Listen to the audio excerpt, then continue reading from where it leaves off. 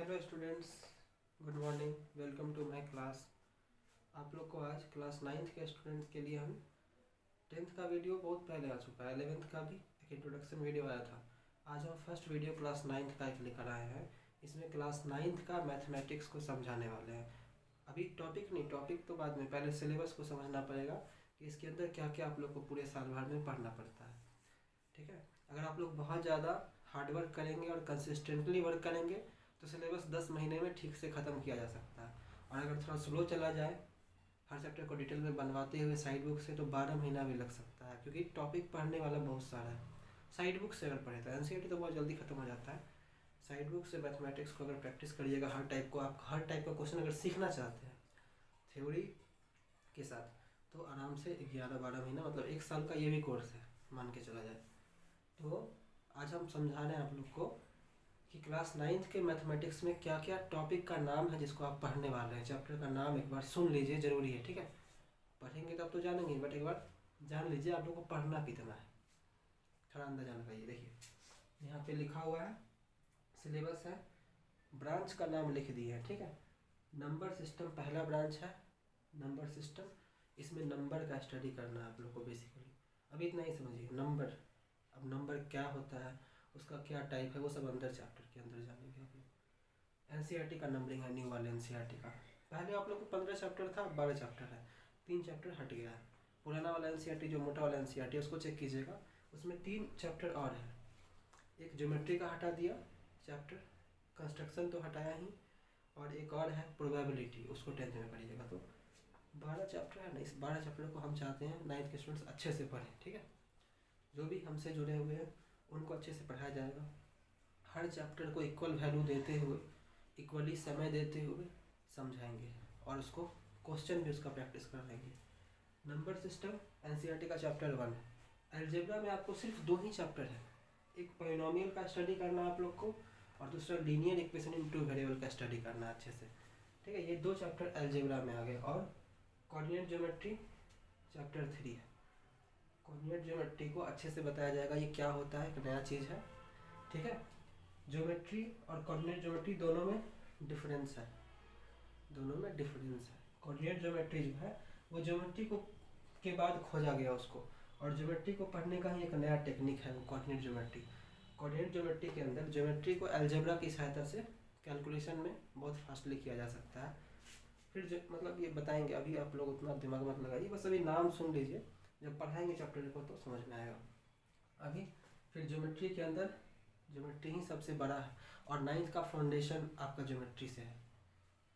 Foundation basic, जिसका ninth का geometry खराब हो गया वो 10th में ज़्यादा हाथ पैर नहीं चला पाता है वो बच्चा सब। ठीक है, तो नाइन्थ का ज्योमेट्री देख ही रहे हैं, इसमें 1 2 3 4 5 चैप्टर है। ठीक है, कंस्ट्रक्शन को छोड़ दीजिए, एक और चैप्टर डिलीट हुआ उसको भी छोड़ दीजिए, तो मतलब पहले और कितना ज़्यादा था, अब तो 2 चैप्टर कम गया है। यूक्लिड्स ज्योमेट्री का इंट्रोडक्शन है। फिर लाइन्स एंड एंगल्स चैप्टर का नाम है, उसको पढ़ना है अच्छे से। फिर कॉन्ग्रुएंसी ऑफ ट्रायंगल्स पढ़ाएंगे। उसके बाद क्वाड्रिलेटरल का प्रॉपर्टी वगैरह, क्वाड्रिलेटरल से संबंधित जो ज्योमेट्री में जो भी बात है सबको जान लेना है। और सर्कल, सर्कल का ज्योमेट्री वाला पोर्शन जब समझ लीजिएगा इसको, तो आपका ज्योमेट्री खत्म हो जाएगा, इतना पढ़ लीजिएगा तो। और मेंसुरेशन जो है, मेंसुरेशन इसमें आप लोग area, perimeter, length, breadth, height सब पढ़ते हैं। 3D भी है, 2D भी आप लोग को पढ़ना पड़ता है, और 3D भी पढ़ना पड़ता है। ठीक है, 2D 3D दोनों। 2D में वही रेक्टेंगल, सर्कल, स्क्वायर, ट्रायंगल, ये सब के बारे में पढ़ते हैं, और 3D में जो सॉलिड शेप्स है जैसे क्यूब, क्यूबाइड, स्फीयर, ये सब का पढ़ाई करते हैं। तो ये सब को स्टडी करना है, तो आपका मेंसुरेशन खत्म हो जाएगा जब स्टडी करना है। और स्टैटिस्टिक्स जो है सिर्फ चैप्टर 12 एक ही चैप्टर है, वही पढ़ेंगे। तो सिलेबस इतना पढ़िएगा तो एंड होगा। और प्रोबेबिलिटी आप लोगों को प्रोबेबिलिटी नहीं पढ़ना है, हर साल पढ़ाना पड़ता था, बस इस साल प्रोबेबिलिटी को हटा दिया गया है, तो 10th में ही पढ़िएगा। लेकिन जो है आपके लिए सिलेबस में ज़रूरी, उसको तो अच्छे से जानना है। तो ये सिलेबस है, इसको आप लोग नोट कर लें।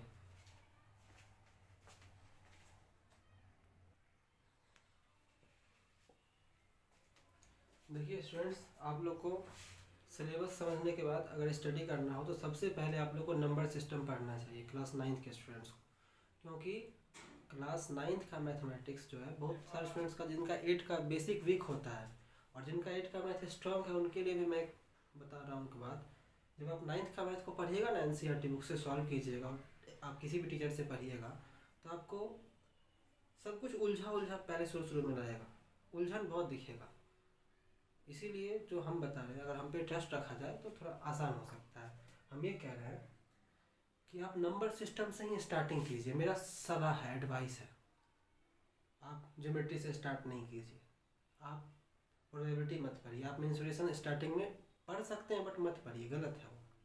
आपको जब पूरा पढ़ लीजिएगा तब पता चलेगा। पहले आप नंबर सिस्टम में अपना दिमाग को खपाइए। अभी आप नए स्टूडेंट हैं, नया आप में एनर्जी है, तो आप जब नंबर सिस्टम पढ़ लेंगे ना, क्योंकि नंबर सिस्टम नाम बड़ा इजी लगता है दिखने में, जब इसको हम एक्सप्लेन करेंगे अंदर डिटेल में जाके, और आप लोग के लिए नया चीज़ है, इरेशनल नंबर का डिटेल में स्टडी क्लास 9th में पहली बार करना पड़ता है। यहाँ तक तो आप लोग जान रहे होता है कि क्या होता है।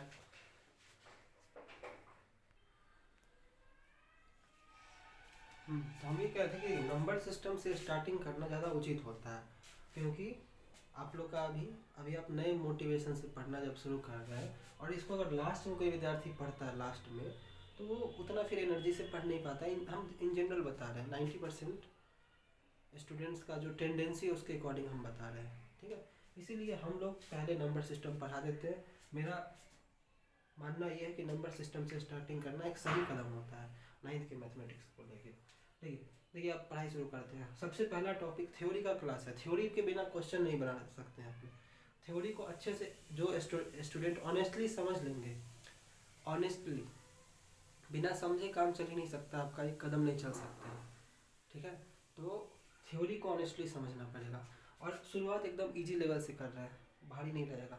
धीरे धीरे टॉपिक धीरे धीरे हार्ड होता जाता है, धीरे धीरे कॉम्प्लिकेटेड होता है, तो उसको भी हम लोग प्रयास करते हैं आसान बनाने का आपके लिए।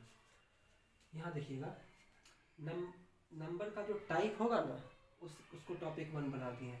नंबर सिस्टम क्या है, कुछ लोग पूछेंगे, तो बस सुन लीजिए कि नंबर सिस्टम एक ऐसा मैथमेटिक्स का हिस्सा है जिसमें हम नंबर का डिटेल में स्टडी करते हैं। नंबर का टाइप, नंबर का प्रॉपर्टी, नंबर का कैसे कैलकुलेशन करना है, ठीक है। जैसे आप लोग 2 में 2 जोड़ते थे, छोटे बच्चे थे तो 4 आता था, लेकिन अगर √2 में √2 जोड़ना है तो 2√2 हो जाता है। या इस तरह का बहुत सारा, जैसे 1/√2 है, इसको कन्वर्ट करते हैं, रेशनलाइजेशन एक टॉपिक है। तो जो भी वर्क हम लोग करते हैं नंबर के साथ कैलकुलेशन के दौरान, वो सब भी यहाँ सीखना है। और नंबर का टाइप तो सीखना ही है, नंबर का प्रॉपर्टी सीखना है। तो बेसिकली नंबर का स्टडी करेंगे तो वो नंबर सिस्टम है। और नंबर सिस्टम जो होता है वो मैथमेटिक्स का बेस है। मैथमेटिक्स को बिना नंबर्स के आप समझ नहीं सकते हैं, इसीलिए ये चैप्टर 9th के मैथमेटिक्स में भी इम्पोर्टेंट रोल प्ले कर रहा है। और आपके ऊपर का जो और क्लास का मैथमेटिक्स है, 10th का, 11th का, सब जगह आपको ये काम देगा। इसलिए इसको ऑनेस्टली समझने से सिर्फ यही चैप्टर अच्छा नहीं होगा, बाकी और भी आपका मैथमेटिक्स के क्षेत्र में आप और भी चैप्टर्स को इजीली समझ सकते हैं, अगर इसका अच्छा समझ रखते हैं तो, ठीक है।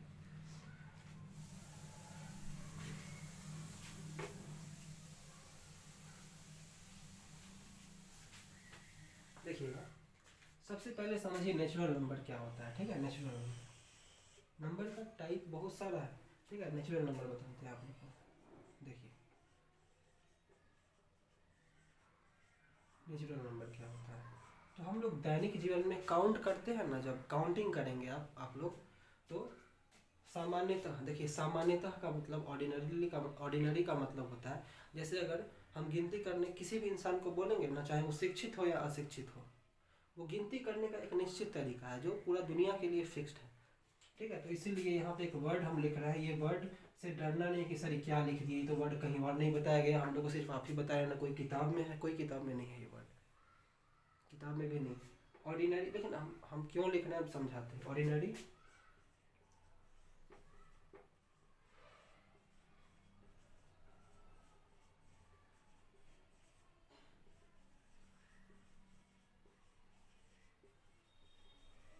किताब में नहीं है, तो इसका क्या मतलब, आप पहले समझिए इसका हिंदी मीनिंग।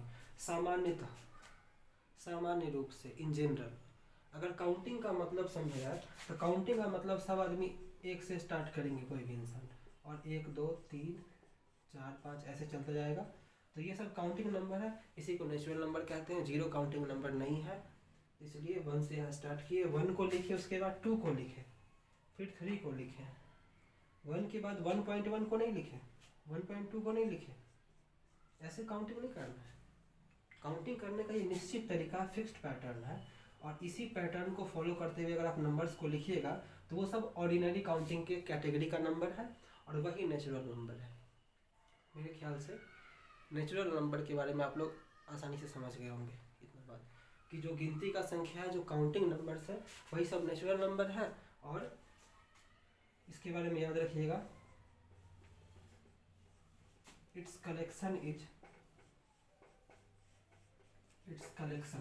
सिंगुलर वर्ड है, denoted by capital N. Capital N का मतलब नेचुरल नंबर नहीं है, नेचुरल नंबर का कलेक्शन है। बोलने के लिए बोल देते हैं कि नेचुरल नंबर को एन से डिनोट करते हैं, ऐसे नहीं बोलिएगा, ठीक है। या कोई बोल भी दे तो उसका ये मतलब समझना है, कोई अगर बोल भी दे गलती से, कोई इंसान, कोई टीचर आपके या कोई आपके फ्रेंड ऐसे बोल दे कि नेचुरल नंबर को एन से डिनोट करना है, तो इसका ये मतलब समझो या बोलो ही, पहली बात तो ऐसे बोलो ही नहीं, गलत है। बट बोलना ऐसे चाहिए कि नेचुरल नंबर का जो समूह है ना, कलेक्शन, मतलब जितना, ये काल्पनिक बात है, जमा तो नहीं कर पाएंगे, सबसे बड़ा नेचुरल नंबर क्या है पता नहीं है, सबको अगर एक ब्रैकेट में ऐसे कलेक्ट कर दीजिए, मिडिल ब्रैकेट में, एक छोटा ब्रैकेट में नहीं, मिडिल ब्रैकेट में ही कलेक्ट करना है, मिडिल ब्रैकेट में ही आपको कलेक्ट कर लेना है, जमा कर देना है सब कुछ जगह। तो ये जो बॉक्स बन गया ना, इसी को हम लोग कैपिटल एन से डिनोट करेंगे। ये है नेचुरल नंबर का पढ़ाई। सबसे छोटा नेचुरल नंबर 1 है और सबसे बड़ा नेचुरल नंबर को can not be determined, can not से पता नहीं लगा सकते हैं सबसे बड़ा कौन है, ठीक है। इन्फिनिटी भी मत बोलिए अभी फिलहाल, सबसे बड़ा इन्फिनिटी। हाँ, इन्फिनिटी, ऐसे भी इन्फिनिटी जो सिंबल है वो उस चीज़ को दिखा रहा है जिसके बारे में पता नहीं, बहुत बड़ा वैल्यू है। तो हाँ, वही बात हो गया, कैन नॉट डिफाइन, ठीक है, कैन नॉट डिफाइन। सबसे बड़ा नेचुरल नंबर क्या है तो नहीं पता, कहा नहीं जा सकता, सबसे छोटा एक है। तो ये था नेचुरल नंबर, ठीक है।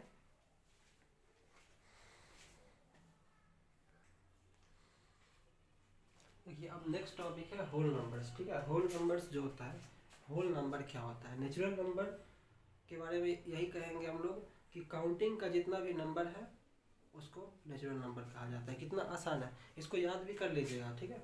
अभी देखिए, थ्योरी पे समय देना पड़ता है, ठीक है। 9th क्लास का मैथ पे थ्योरी पे टाइम लगता है थोड़ा पढ़ाने में। थ्योरी जब पढ़ लीजिएगा ना तभी क्वेश्चन बनेगा, इसीलिए थ्योरी का क्लास को एकदम ऑनेस्टली अटेंड करना है, चाहे ऑनलाइन हो या ऑफलाइन, जैसे भी हो आप लोग को क्लास अटेंड करना पड़ेगा, बहुत मेहनत लगता है, ठीक है। देखिए यहाँ लिखा हुआ है all natural numbers along with, इसका डिफिनेशन समझा रहे हैं, all natural numbers along with zero are called whole numbers. जितना भी नेचुरल नंबर है उसके साथ साथ जीरो अगर उसमें ऐड कर दे उस लिस्ट में, तो वो सारा नंबर होल नंबर है। कहने का मतलब नेचुरल नंबर भी होल नंबर है और जीरो भी होल नंबर है। डिफिनेशन बन गया, ठीक ठाक डिफिनेशन है, करेक्ट है कि हम लोग ऑलरेडी नेचुरल नंबर को डिफाइन कर चुके हैं, तो उसी डिफिनेशन का सहायता लेके एक बस नया चीज़ इसमें ऐड कर दिए कि सारा नेचुरल नंबर होल नंबर है और उसके साथ साथ जीरो भी होल नंबर है। मतलब 0, 1, 2, 3, 4, 5 ये सब नंबर होल नंबर है, ठीक है। आप लोग ऐसे लिखिएगा, 0 के बाद 1 लिखिएगा। सबसे छोटा होल नंबर 0 है और सबसे बड़ा होल नंबर नहीं बता सकते हैं। 0 जो है वो होल नंबर है, सिर्फ होल नंबर है, नेचुरल नंबर नहीं है। और 1, 2, 3, 4 ये सब होल नंबर भी है, नेचुरल नंबर भी है। फिर से सुनिए, ये 0 सिर्फ होल नंबर है, ओनली होल नंबर है, केवल होल नंबर है। और 1, 2, 3, 4, 5 जो है वो होल नंबर भी है, नेचुरल नंबर भी है। इससे रिलेटेड क्वेश्चन ट्रू फॉल्स में पूछ लेता है, इसलिए बता रहे हैं। तो नेचुरल नंबर के साथ होल 0 को शामिल कर ले तो होल नंबर का लिस्ट तैयार हो जाता है, ठीक है। अगर नेचुरल नंबर के लिस्ट में एक 0 को ऐड कर दे, शामिल कर दे, तो जो नंबर का कलेक्शन तैयार होगा ना उसमें का प्रत्येक नंबर एक होल नंबर है। ये डिफिनेशन है। डिफिनेशन को हम जानबूझकर 3-4 बार 5 तरीके से बोलते हैं ताकि आपके दिमाग में एकदम फिट हो जाए, ये बात बैठ जाए, जल्दी भूले ना। मैथ का फाउंडेशन बनेगा इस चैप्टर से। इस चैप्टर को सिर्फ ये चैप्टर अच्छा करने के लिए आप नहीं पढ़ रहे हैं, आपका पूरा मैथ निर्भर करेगा इस पर। पहला चैप्टर है, ठीक है।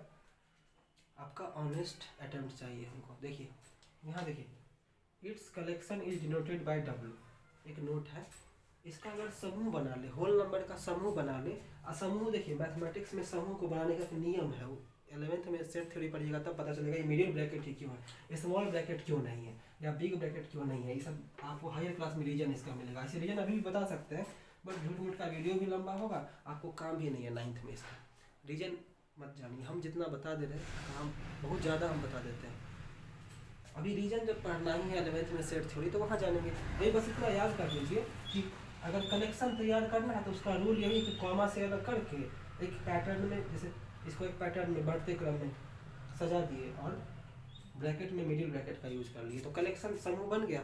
और इस समूह को डिनोट करने के लिए कैपिटल डब्ल्यू से इतना बड़ा चीज़ को एक छोटा सा अक्षर दिखा रहा है, अच्छा चीज़ है ना। हम इतना बड़ा बात को बार बार तो नहीं लिखेंगे, अगर कहीं कैपिटल डब्ल्यू लिखा हुआ है इसका मतलब होल नंबर का वो समूह है। थर्ड टाइप है इंटीजर, ठीक है।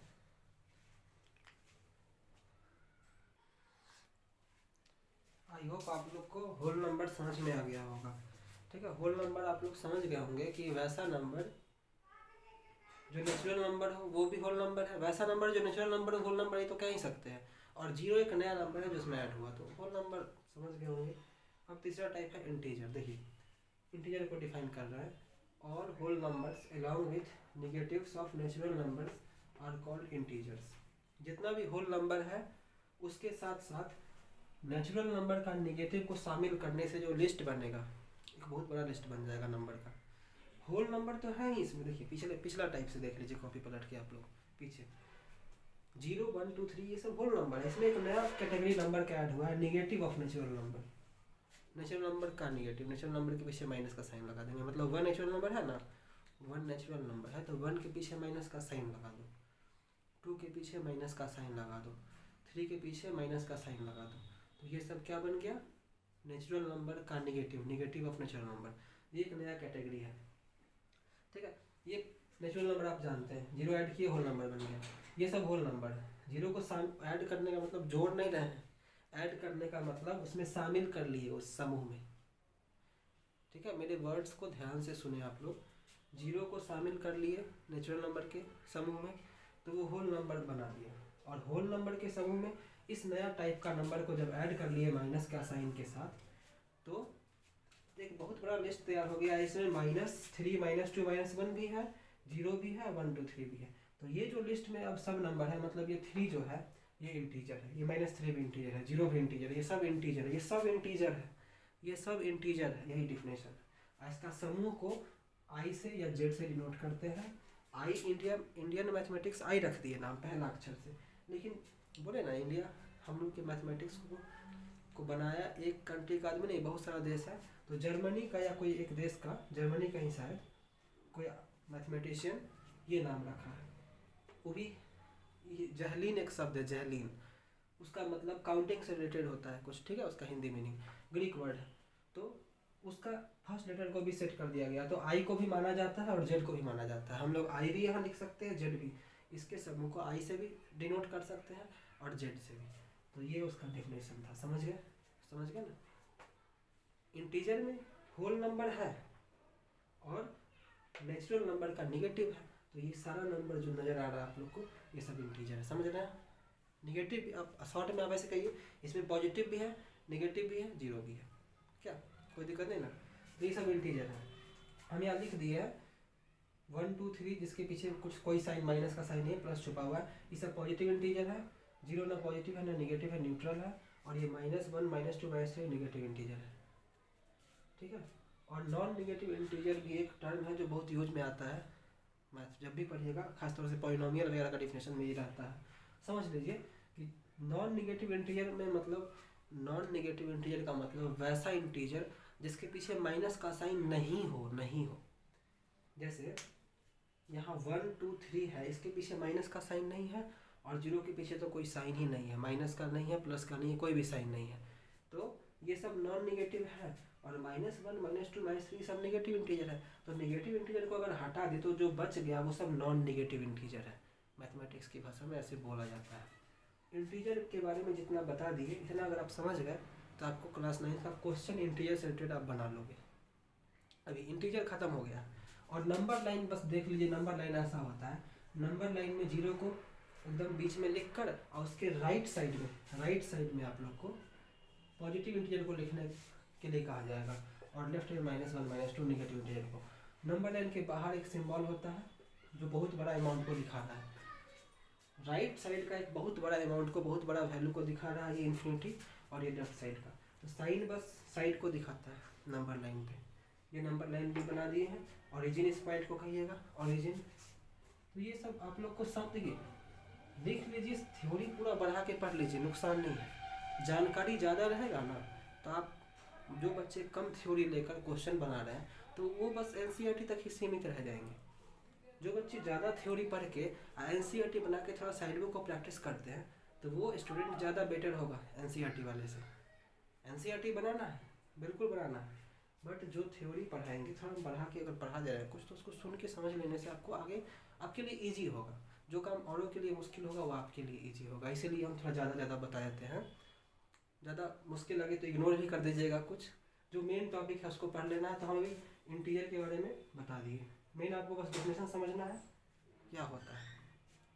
आप अगर नहीं समझ में आए तो आप दोबारा वीडियो को पीछे से फिर से दोबारा सुन सकते हैं, स्लो करके भी सुन सकते हैं, स्पीड बढ़ा के भी सुन सकते हैं, लेकिन समझना ज़रूरी है। ठीक है, देखिए ये 3 टाइप ख़त्म कर दिए। अब नेक्स्ट वीडियो में हम इसको लाएंगे और इसको। ये जो 2 टॉपिक है ना बहुत इंपॉर्टेंट होने वाला है। तो फर्स्ट वीडियो आप लोग का यही था। इसमें आप लोग क्या कीजिए, इसको अच्छे से लिखिए, कॉपी में फेयर कीजिए और लिख के रखिए। फिर जब सेकेंड वीडियो आएगा तो यहाँ से पढ़ाया जाएगा। तब तक के लिए गुड बाय, थैंक्स।